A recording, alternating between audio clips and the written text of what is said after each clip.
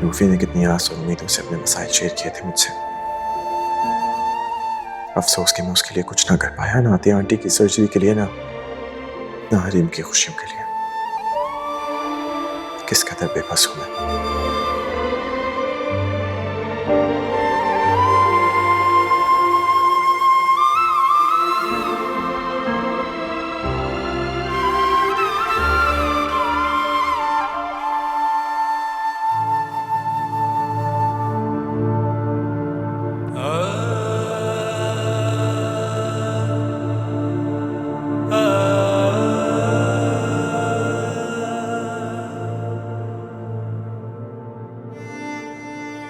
I am sorry बेटा, मुझे तुम पर हाथ नहीं उठाना चाहिए था, लेकिन तुमने जिस अंदाज से हमना के सामने मुझसे बात की, मुझे बहुत तकलीफ हुई। शायद उसी का रिएक्शन इतना बढ़ गया कि मेरा हाथ उठ गया।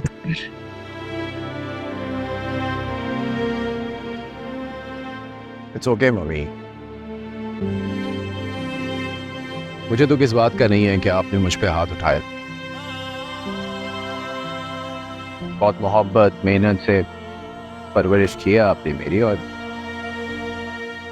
अगर आज पहली दफा हाथ उठा भी लिया तो इट्स फाइन। बस दुख इस बात का है कि मेरे जज्बात नहीं समझ सके।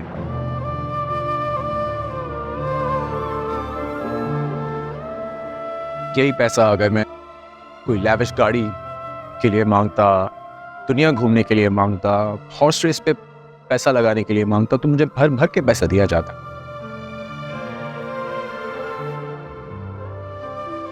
लेकिन मैंने जब किसी जरूरतमंद की मदद करना चाहिए तो मुझ पे से हाथ उठा लिया। ये डबल स्टैंडर्ड मुझसे बर्दाश्त नहीं होता, और शायद इसीलिए मैंने थप्पड़ खाया। और अमना भाभी के सामने भी मैंने सच ही तो बोला। हमारे इस महलनुमा घर में अगर सच बोलने की कीमत एक थप्पड़ है तो मैं खाऊंगा फिर से।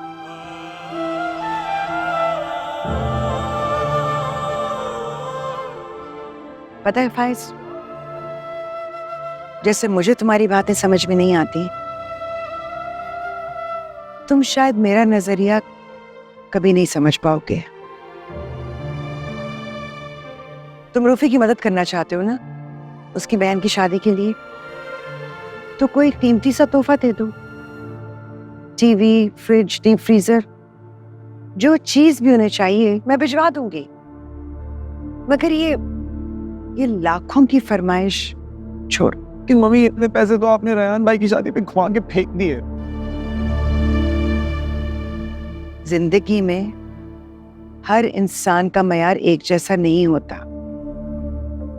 राजे को राजा और फकीर को फकीर क्यों पैदा किया जाता है, ये जवाब पैदा करने वाला हमें नहीं देता। मम्मी, लेकिन ऐसा भी तो हो सकता है कि राजे को राजा उसका इम्तिहान लेने के लिए बनाया गया हो। लेकिन आपकी पेशकश का बहुत शुक्रिया। मुझे जरूरत पड़ेगी तो मैं आपको बताऊंगा। इजाजत दीजिए। कहाँ जा रहे हो?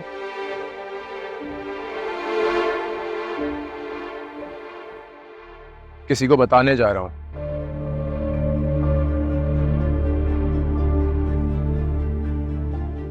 कितना मामूली और बेमायने हो।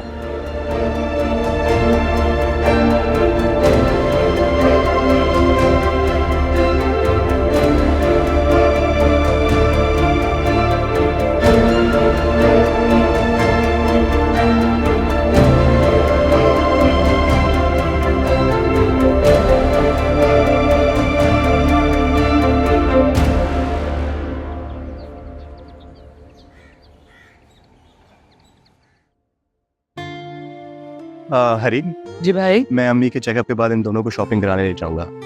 तुम्हारी शादी में बहुत कम टाइम बचा है, इन लोगों ने अभी तक कपड़े नहीं लिए। बहुत अच्छा सोचा भाई आपने, थैंक यू। बहुत अच्छे से कपड़े दिलवाइएगा। अम्मी अब्बू आप दोनों को तो बिल्कुल भी अपनी परवाह नहीं है। अरे बेटा, इस बुढ़ापे में क्या जरूरत है नखरे करने की? भाई कुछ भी पहन लेंगे। खामखा, आपकी बेटी की शादी है, किसी दूर परे रिश्तेदार की नहीं। क्यों पुराने कपड़े पहनेंगे आप? चलो चलो, जैसा तुम कहते हो। आओ भाई चलें। अल्लाह हाफिज़।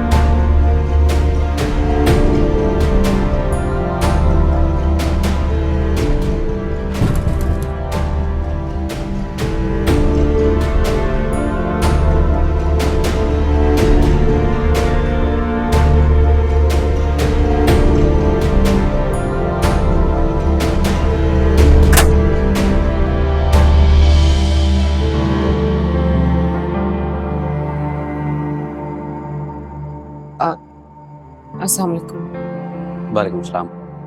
मुझे कुछ बात करनी है, मैं चंद मिनटों के लिए अंदर आ सकता हूँ? नहीं नहीं, घर पे कोई नहीं है।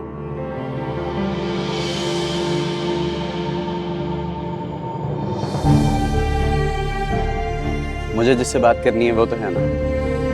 अगर तुम अकेली मेरे घर आ सकती हो तो मुझे बुलाने में क्या मसला है?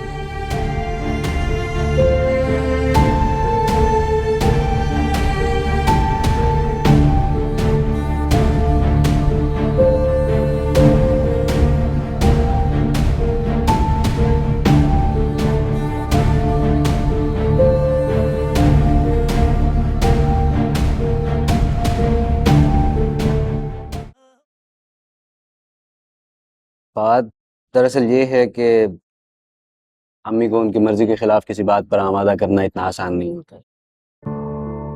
तुम्हारी और मेरी सोच बिल्कुल एक जैसी है। अम्मी की अपनी एक सोच है, ज़हनियत है, तो मैं समझ नहीं पा रही हूँ आखिर बात क्या है, मसला क्या है? मैंने अम्मी से कह दिया है कि हम मिलकर घर का नज़्म नस्क चला लेंगे, खर्च चला लेंगे। शादी पे भी उन्हें कोई मायूसी नहीं होगी, क्योंकि लड़की वाले अपनी लड़की के लिए इतना तो करेंगे। बस मैं तुम्हारे साथ हूँ, थोड़ा सा सब्र से काम लेना।